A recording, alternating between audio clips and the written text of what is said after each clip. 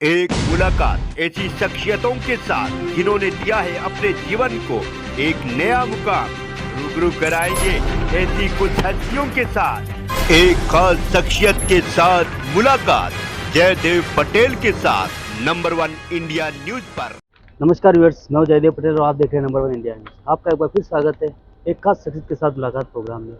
आज हमारे साथ खास मेहमान है महाराष्ट्र समाजवादी पार्टी के अध्यक्ष अबू आजमी। अबू आजमी जी, आपका बहुत बहुत स्वागत है आज हमारे प्रोग्राम में। धन्यवाद, शुक्रिया सर।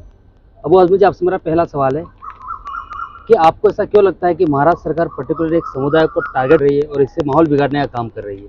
नॉट महाराष्ट्र सरकार, पूरे देश की सरकार, जहाँ जहाँ बीजेपी की सरकार है वो एक समुदाय को लगातार टारगेट रही है। कल इन्होंने निकाला था हिंदू जन आक्रोश रैली। किसके खिलाफ रैली निकाली? आपकी सरकार पूरे देश के अंदर है, महाराष्ट्र में भी आपकी सरकार आज है। मुसलमानों की तादाद 13% है और आपने जम के उसे मुसलमानों के बारे में बोला। तो मुझे लगता क्या है, सच्चाई है ये? लव जिहाद नाम की कोई संगठन नहीं है क्या? रोजाना लव जिहाद हमारे ये सिर्फ इलेक्शन में पोलराइज करने के लिए एक उनकी चाल है। अबू आजमी जी, इस समय जो अभी सपा के मुखिया मुलायम सिंह यादव जी को जो सम्मानित किया गया पद्म विभूषण से, उसको लेकर के संजय राउत ने एक बयान दिया है कि बीजेपी कहीं ना कहीं जो एक कार सेवक हैं उनके ऊपर जो गोलियां चले उनको सम्मानित कर रही है। इसको आप कैसे देखते हैं? मैं सैल्यूट करता हूँ श्री मुलायम सिंह यादव जी को कि उन्होंने जब वो मुख्यमंत्री बने थे तो शपथ लिया था कि मैं इस देश के संविधान का पूरा ख्याल रखूंगा, मेरी जिम्मेदारी है।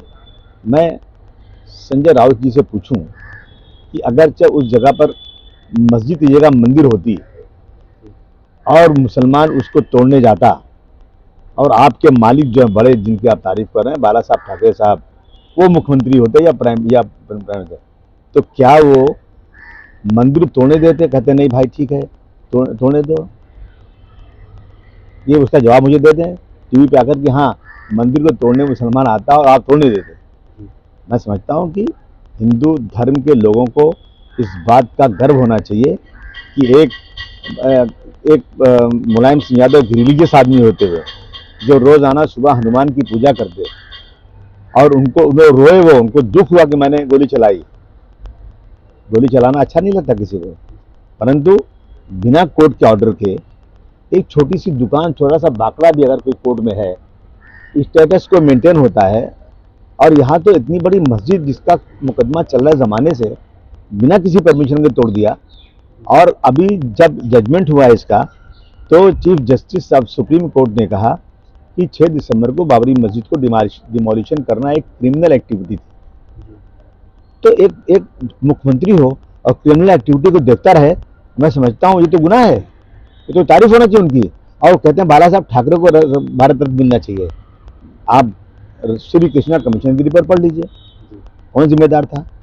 और मुझे याद है कि उस वक्त यहाँ के मेयर जो थे ना, वो एक प्रेस वाले को, एक रिपोर्टर को लेकर के बाला साहब ठाकरे के घर गए थे कि साहब बम्बई जल रही है, आप जरा शिव सैनिकों को आदेश दीजिए कि शांति कर दें। तो उन्होंने कहा अच्छा मैं आदेश देता हूँ। तो उन्होंने आदेश दे के और भगा दिया। तो जब बाहर निकले मेयर साहब, तो उन्होंने रिपोर्टर से कहा अरे यार तो बड़ा अपमान हो गया, बोलो मत, किसी को जाने दो। लेकिन उसने अखबार में छाप दिया। आप श्री सब कमीशन की रिपोर्ट में सब देख सकते हैं, जो व्यक्ति सिर्फ हिंदू करे, ये देश सेकुलर है।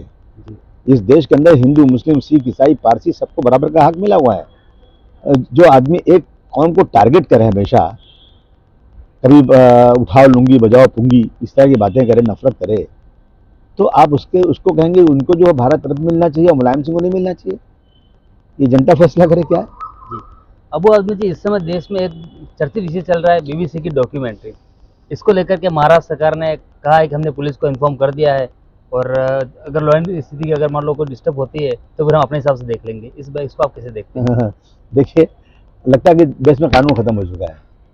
एक फिल्म बनी थी, ये अपना कश्मीर फाइल। कभी भी किसी प्राइम मिनिस्टर ने किसी फिल्म का प्रमोशन नहीं किया, लेकिन मेरे प्रधानमंत्री जी ने फिल्म का प्रमोशन किया। और उस फिल्म को थिएटर में चारों तरफ जितने बीजेपी के लोग थे, जिन्हें पैसे, वो थिएटर फ्री कर दे रहे थे, जगह जगह फिल्म को दिखा रहे थे। क्यों? कि पंडित लोगों के साथ कश्मीरी में बहुत जुल्म हुआ, पंडित बेचारों को वहाँ से भगा दिया गया, उनको बेघर हो गए वो लोग। और किया किसने? वहाँ के निवासी क्या किया है? कश्मीरियों ने, कश्मीर मुसलमानों ने उनको मदद नहीं किया। जी।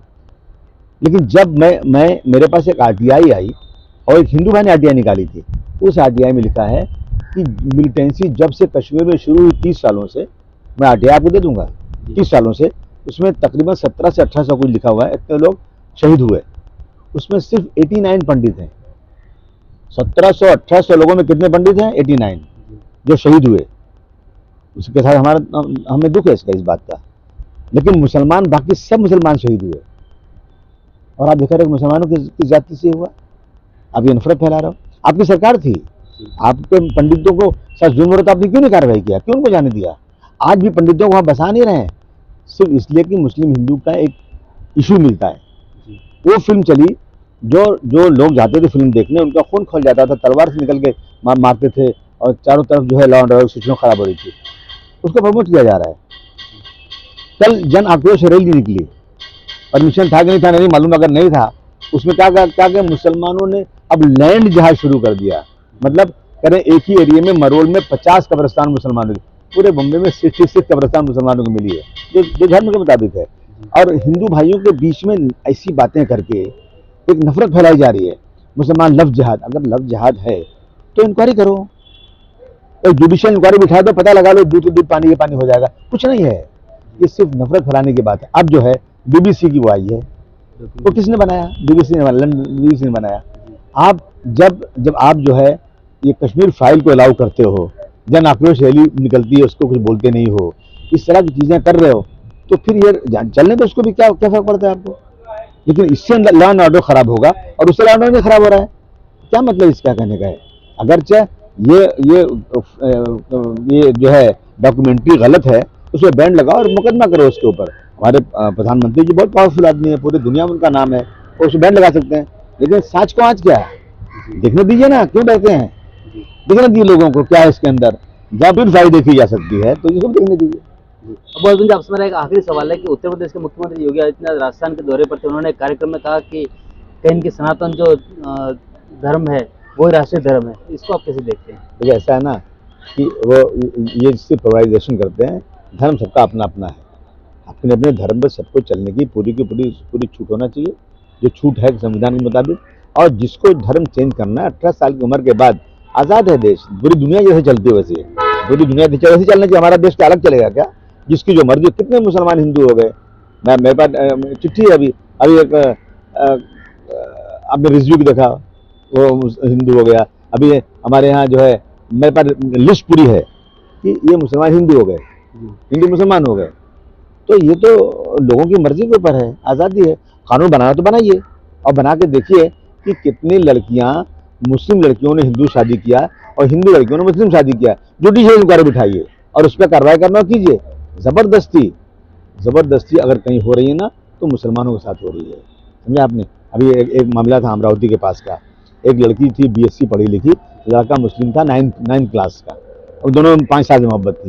शादी हो गई। जैसे शादी हुई ना, ये कट्टरपंथी लोग गए लड़के के घर पे और लड़की के घर पर, जल्दी उसको लाओ। लाने के बाद उस लड़की वालों के घर वालों इतना प्रेशर किया कि कह दो कि लड़का हिंदू बन के शादी किया, मुस्लिम नहीं। 5 साल से मोहब्बत थी और लड़की बीएससी है। जब उसने निकाहनामे पे साइन किया, जब उसने पढ़ा होगा तो उसको नहीं मालूम लड़का मुस्लिम है। लड़का कहता है 5 साल से हम जानते हैं मुस्लिम हिंदू आपस में है। लेकिन अगर कोई लड़का मुस्लिम हिंदू शादी करेगा तो ये लोग उसको प्रेस्टाइज करेंगे, मारेंगे, घर जला देंगे, पूरे एरिया में कोहराम मचा देंगे। लेकिन कोई लड़का अगर हिंदू है मुस्लिम से शादी कर लेगा ना तो वो लोग जो उसको 2-2 लाख रुपया देंगे। क्या है ये? आप जो करो वो सब अच्छा है। वो कहते हैं वो कत्ल भी करते हैं तो चर्चा नहीं होता, हम आ भी भरते हैं तो हो जाते हैं बदनाम। सच्चाई देखिए, कानून लाइए, जो लाना हो कानून लाइए। लेकिन झूठ मूठ का पब्लिक के बीच में भ्रम पैदा करके इस देश में हिंदू मुस्लिम के बीच में खाई मत खोदिए। जी, बहुत हमारे समय निकाला उसके लिए आपको बहुत धन्यवाद।